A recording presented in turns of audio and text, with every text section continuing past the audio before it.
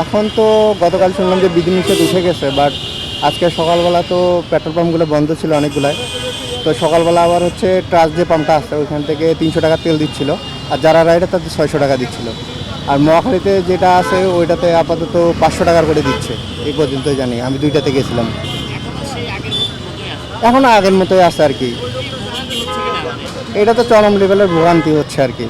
অবশ্যই আমরা তো নিউজ দেখেই আসছিলাম যে আমরা ট্যাঙ্কি ফুল নিব এই জন্য।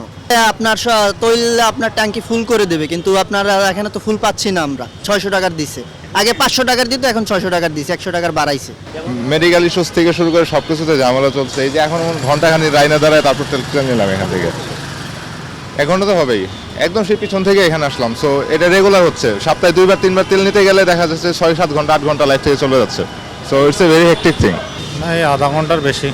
ভাই গত কয়েকদিনে বিশেষ করে বাইক বার করি নাই, ওই যে কালকে দেশের বাড়ি যাবো তো ওই জন্য বাইকটা বের করলাম। আমি বের করি নাই, তেলের ক্রাইসিস হওয়ার পরে বাইকই বের করি নাই।